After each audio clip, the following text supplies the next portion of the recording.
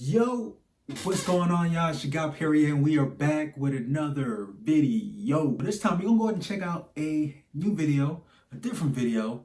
I want to go ahead and take y'all through my impressions of my MacBook Pro 2018 that I copped as a music producer, and I want to let y'all know if I made the right decision. Okay, so let's go.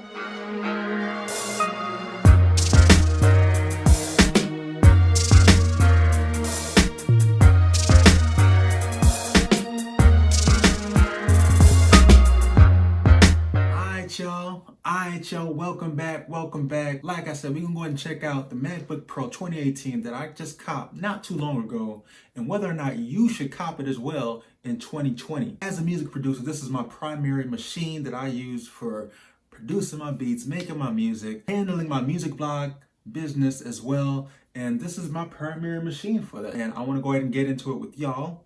So yeah, so I'm actually going to break this video up into three sections, just three main sections. I'm not gonna hold y'all, but it's gonna be basically the look and build, you know, how I feel about the machine, how it looks to me.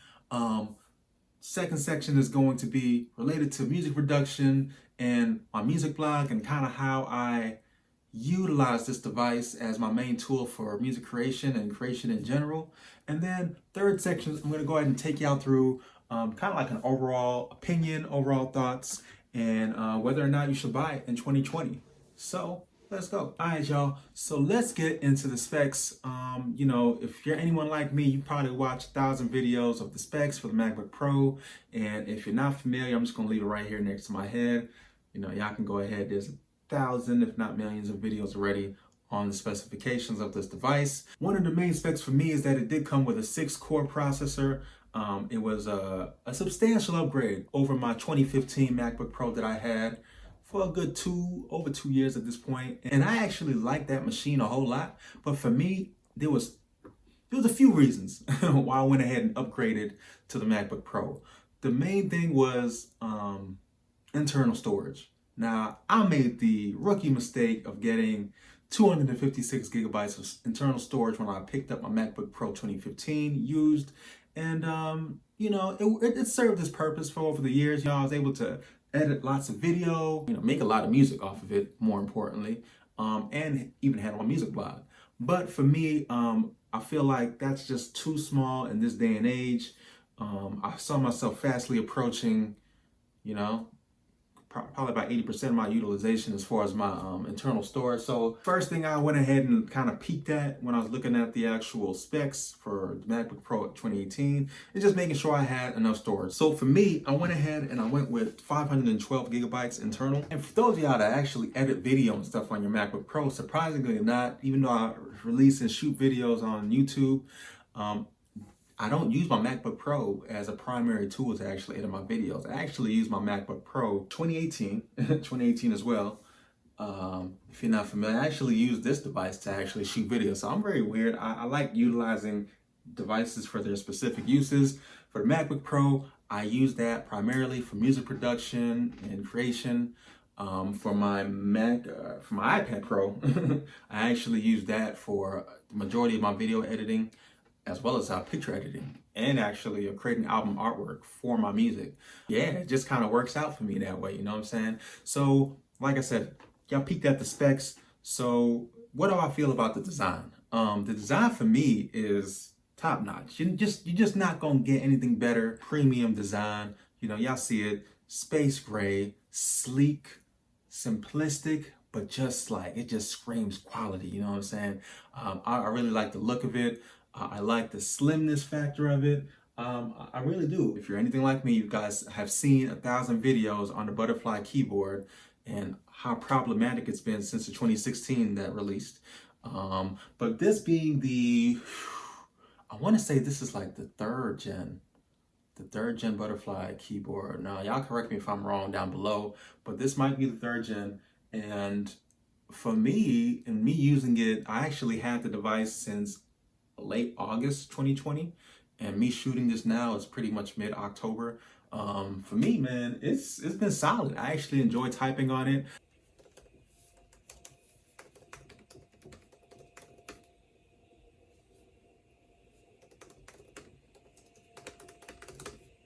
Now, is it better than my 2015 that I actually had? And I'm gonna say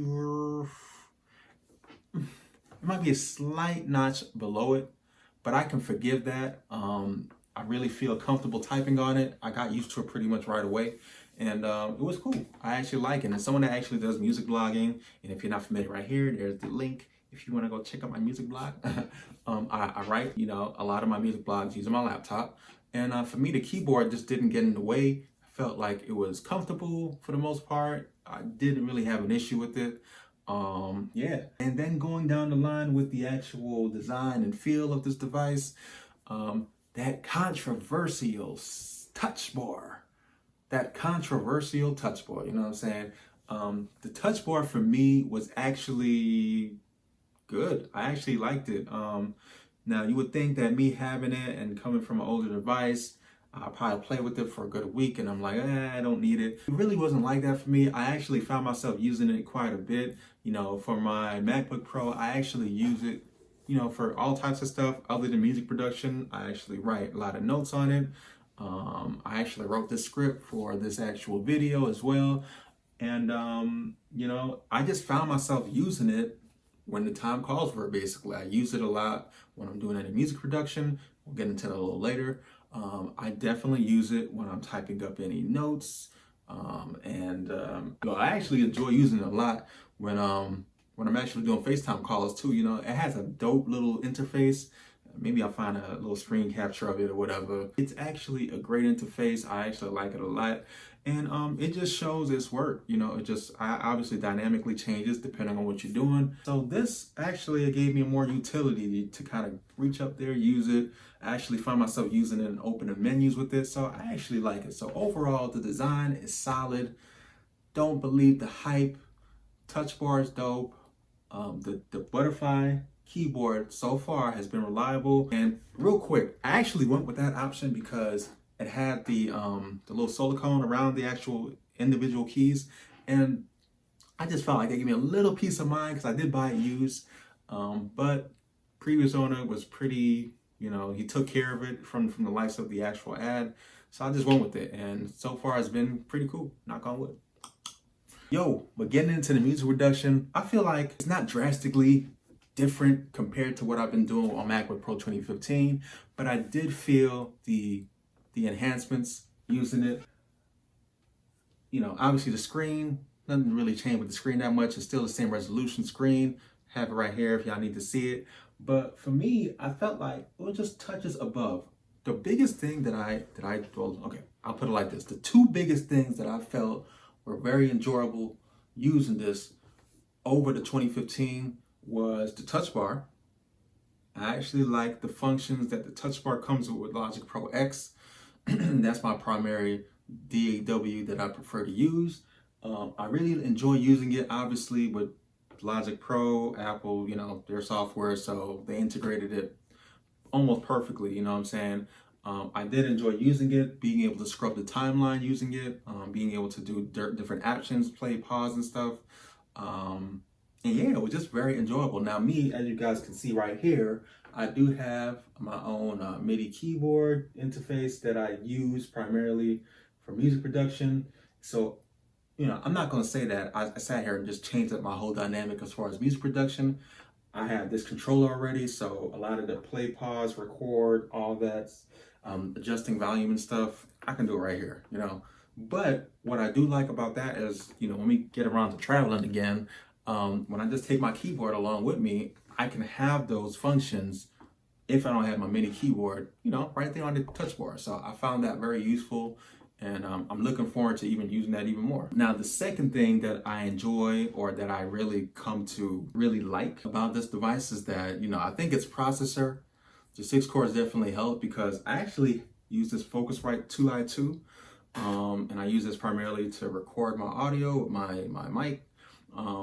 So I felt like the 2015 struggled a bit. Like the audio would get kind of weird and it wouldn't be clear and crisp. And I was always very agitated about that. I would have to play around with this, unplug it, plug it back in and stuff. And I just couldn't figure it out, And I looked at my usage, my utilization on my MacBook, it wasn't like it was like screaming and stuff as far as its processor. But you know, for me, I just felt like the 2018 just handles this like without no problem. You know, that's the biggest thing when I plug in my Mac, when I plug in my condenser mic, you know, and I record audio, it just sounds so crisp. There's no weird issues with the audio. It doesn't get kind of crackly or too loud or whatever. But I feel like the 2018 has been solid ever since, you know. It's been dope, you know. So I just have fun. I have straight fun making music on this device. Hey, let's go ahead and check out a little sample of what I made, you know what I'm saying? Let's go.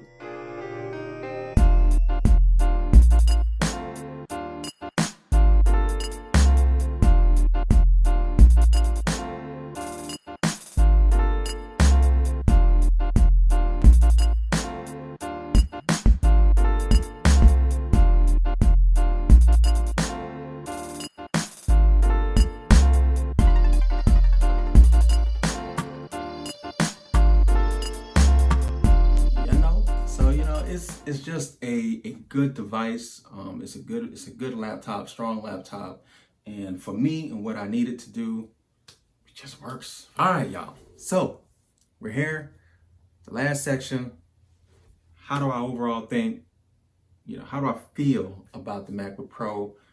You know, purchasing the 2018 model with the silicone Max right around the corner. Now, for me, I'm cool with it. I'm cool. I'm definitely okay using this device. I am definitely okay still even utilizing the butterfly key switches, you know what I'm saying? Now, obviously, they released the 2019 MacBook Pro 16-inch that comes with the new scissor switch mechanism keyboards. And y'all probably looking at me like, why would you go with that? Why would you go with that? And the 16 inches right there, and it's like damn near the perfect laptop, and I get it. But, you know, a lot of that, I went into that with price. I got this for much cheaper than I would have gotten if I got like a, you know, brand new or even a used 16-inch MacBook Pro. And I'm comfortable with that. I just made the smart decision. That's what you guys should do as well. Make the smart decision. Do what's right for you. You know, you don't have to jump on the hype train and feel like you got to get that new. I feel like if you do the research right, you know, you might have to take a small risk. You might be able to come out on top with a laptop that you can use for years to come. And for me, I felt like I did that with this device. Do I regret it? Nope, I do not regret it. I actually love using this machine. I actually do want to get into more video editing with this. I just didn't purchase the software just yet. And iMovie, I kind of outgrew that. You know, I need more options. And that's kind of why I use my iPad Pro. I use it with LumaFusion, and it has just way more options to manipulate video. That's just me. You know, tell me what you guys think down below in the comment section, how you guys feel. Do you guys have a MacBook Pro 2018? How has it been for you? Have you purchased it day one? Let me know down in the comment section how you feel. I'm definitely interested in knowing. And yo, this is just my quick impressions, kind of a long-term impressions that, you know, of having a MacBook Pro for a good, you know, month and a half now. If you guys actually want to see me make some beats or anything like that, definitely let me know down in the comment section below, or any kind of follow-up video with the MacBook Pro. I'm definitely open. Ears are open, eyes is open. Yeah. Thank y'all so much for checking out my video once again. I appreciate y'all so much. Yeah, leave a like, comment, share with your friends, and guess what? I'm gonna see y'all on the next video. Peace.